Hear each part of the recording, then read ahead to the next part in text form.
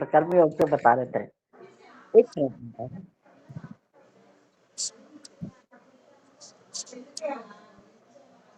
Minute ये 5th chapter का श्लोक number up to 7th we have done 5 point 7th 5.7 we have done ठीक 7 तक कर लिया हमने। ये 8 था 8 2 वाला मिनट। हाँ 2 मिनट थोड़ा मूड होती हूँ। भगवद गीता लेते देन विल स्टार्ट।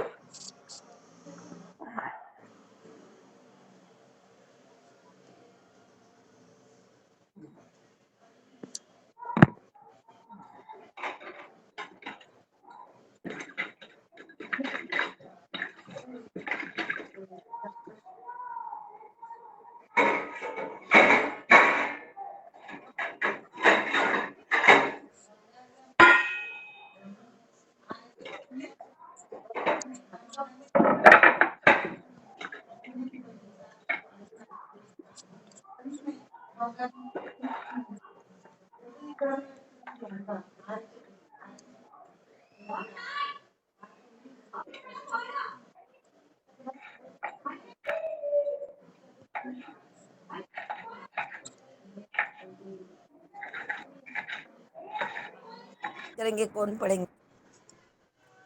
5 पॉइंट 5.7 मैंने बोला ना माता जी 7 बोला ना आपने? 7 तक हो गया ना। टिल 5 कंप्लीटेड यू से। नो माता जी मैंने लिखा है अप टू 7 डन करके लिखा अप टू 7 श्लोका डन करके 5.8 फिर आज। हाँ आप चलिए पढ़िए पद्मावती माता जी, आप ही पढ़िए। मैं पढ़ूं? एक मिनट देखो प्रैक्टिस भी नहीं किया मैंने। एक मिनट ये श्लोक नैव किश्चित् करोमीति युक्तो मन्यः तत्त्वविता पश्यन्तस्मिन्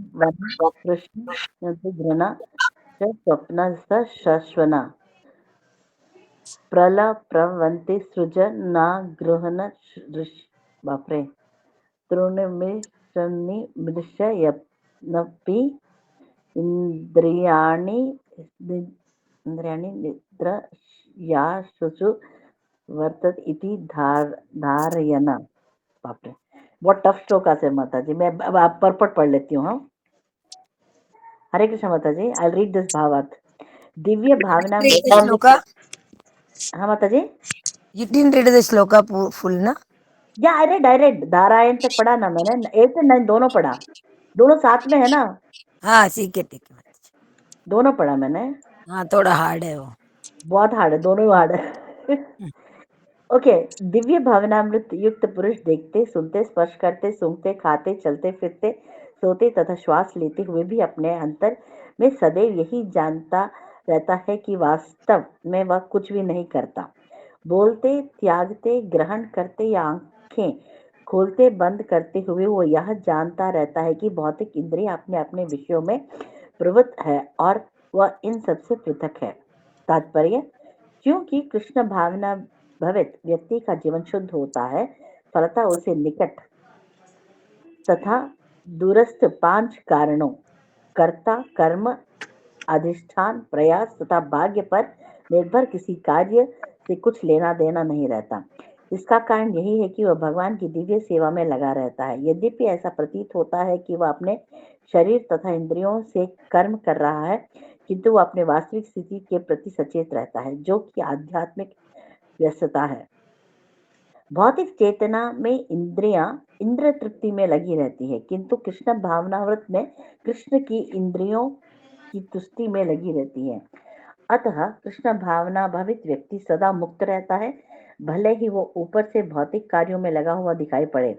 देखने तथा सुनने के कार्य ज्ञानेंद्रियां के कर्म से जबकि चलना बोलना मल त्यागना आदि कर्मेंद्रियों के कार्य हैं। कृष्ण भावना भवित व्यक्ति कभी भी इंद्रियों के कार्यों से प्रभावित नहीं होता। वह भगवत सेवा के अतिरिक्त कोई दूसरा कार्य नहीं कर सकता क्योंकि उसे ज्ञात है कि वह भगवान का शाश्वत दास है। हरे कृष्ण माताजी डन। हरे कृष्ण। 2 पढ़े ना? 8 and 9 पढ़ा। क्या बोले बाबू जी? 8 और 9 पढ़े ना आप? हाँ। दोनों ही ना? शिल्पा माता जी आप पढ़ेंगे?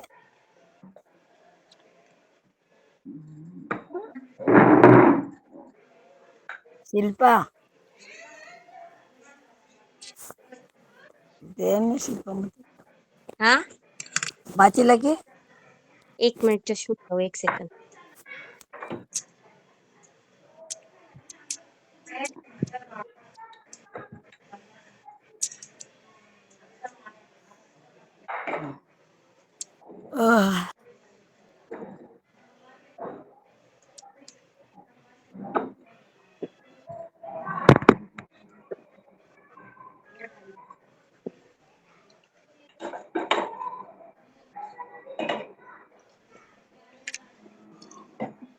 जिसमें एक्सप्लेनेशन है उसमें करेंगे, नहीं है तो खाली रीडिंग करते चलेंगे। पहले में कुछ एक्सप्लेनेशन नहीं है, खाली उन्होंने बताया कि जो डिवाइन पर्सन कौन है कि जिसके सेंसेस डिवाइन है, भगवान की सेवा में कृष्णा कॉन्शियस बना शुद्ध भक्त, वो लोग सेंस के जो ऑब्जेक्ट होते हैं उससे डिविएट नहीं होते ना,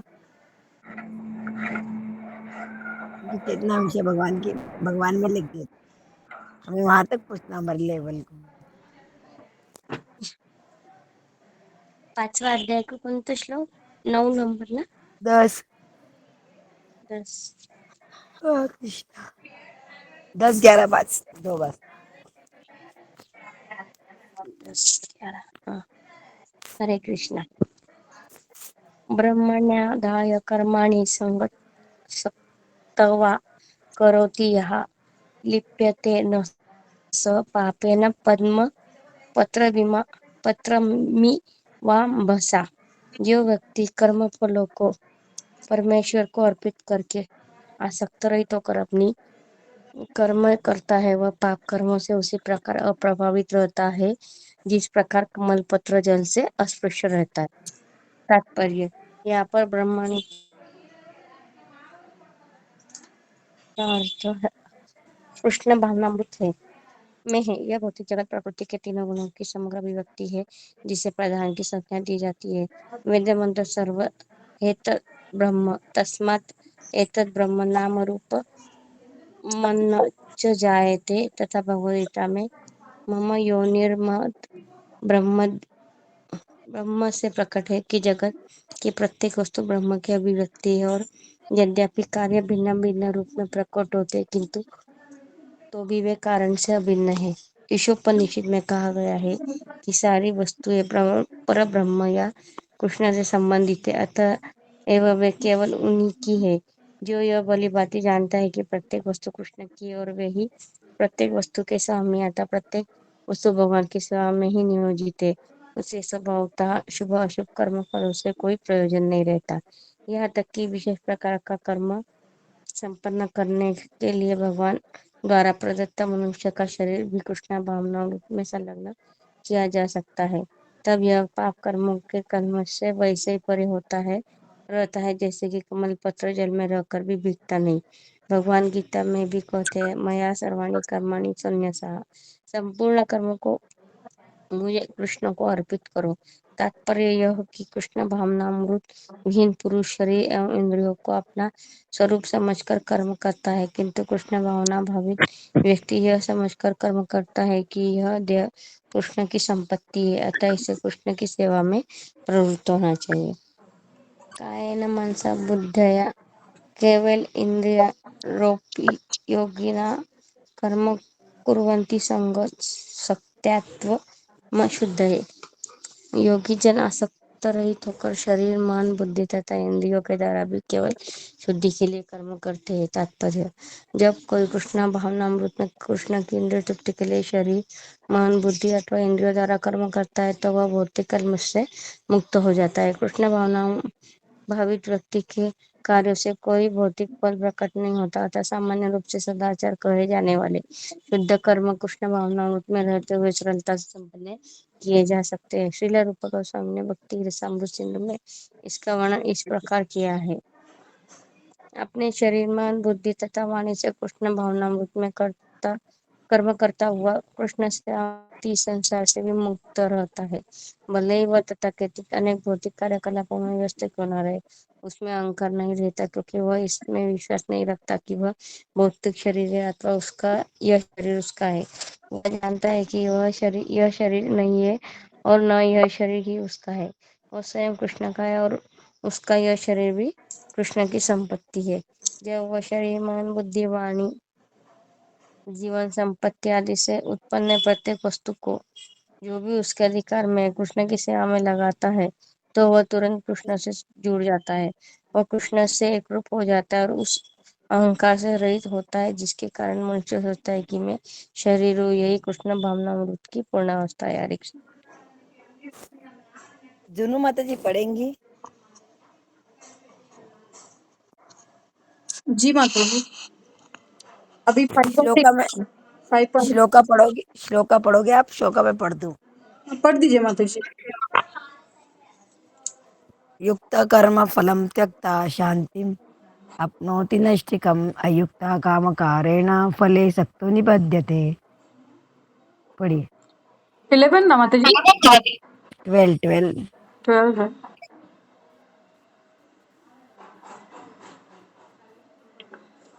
तो ट्रांसलेशन है कि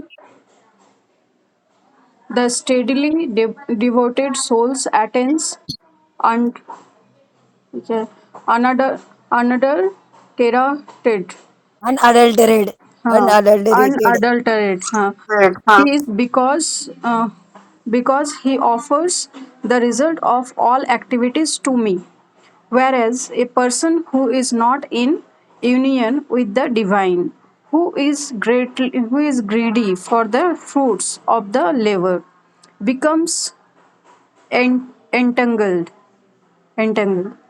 The difference between a person in Krishna consciousness and a person in bodily consciousness is that the former is attached to Krishna, whereas the latter is attached to the result of his activities.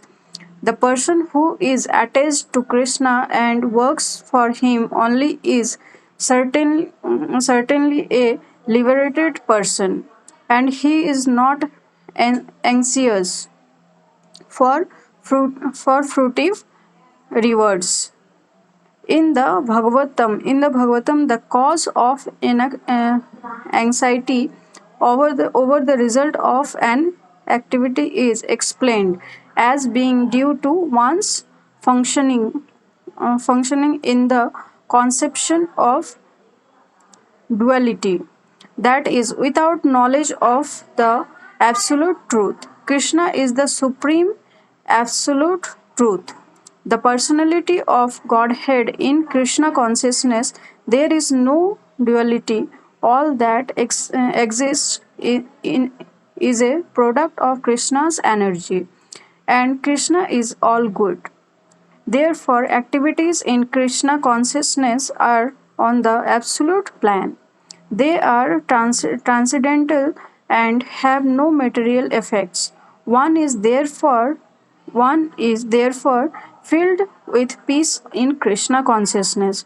One who is, however, entangled in profit calculation for sense gratification cannot have that peace. This is the secret of Krishna consciousness. Realization that there is no existence besides Krishna is the platform of peace and fearlessness. और एक पढ़ूं माता जी? हाँ, पढ़िए और अगला भी। हाँ, उसके बाद पद्मावती माता जी आप पढ़िए 14-15 बाद में। ठीक है। तो ट्रांसलेशन पढ़ूं माता जी? हाँ, श्लोका पढ़ती मैं। सर्वकर्माणि मनसा सन्न्यस्यास्ते सुखम वशिना द्वारे पुरे देहि नैव कुर्वन् कारयन् न कारयन्। Okay, thank you. When the embodied living being controls his nature and mentally renounces all the action. He resides happily in the city of nine gates, material body, okay? Neither working nor causing work to be done. Purport: the embodied soul lives in the city of nine gates. Okay. The activities of the body or the figurative city of body are conducted automatically by the particular modes of nature. The soul, although subjecting himself to the condition of the body, can be beyond those conditions if he is desired owning only to forgetfulness of his superior nature. He, he identifies with the material body and therefore suffers. By Krishna consciousness, he can revive his real position and thus come out of his embodiment. Therefore, when one takes to Krishna consciousness, one at once becomes completely aloof, aloof from bodily activities in such a controlled life in which his deliberation are changed. He lives happily within the city of nine gates. The nine gates are described as follows. In one, नवद्वारे वेदे हि हमसो लेलायते बहि वसी सर्वस्य लोकस्य स्थावरस्य चरस्य च. okay. The Supreme Personality of Godhead, who is living within the body of living entity, is the controller of all living entities all over the universe. The body consists of nine gates: two eyes, two nostrils, two ears, one mouth, the anus, and the genital. The living entity in his conditioned stage identifies himself with the body, but when he identifies himself with the Lord within himself, he becomes just for free as the Lord, even while in the body. Therefore, a Krishna conscious person is free from both the outer and inner activities of the material body. Thank you. Hare Krishna. Mataji. पढ़ेंगी Padmavati माता जी.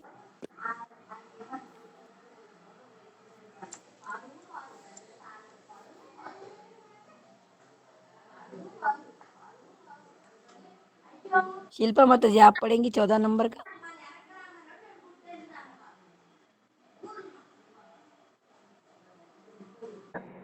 आपने पूछा माता जी? हरे हाँ कृष्णा. मैं बोली आपको 14-15.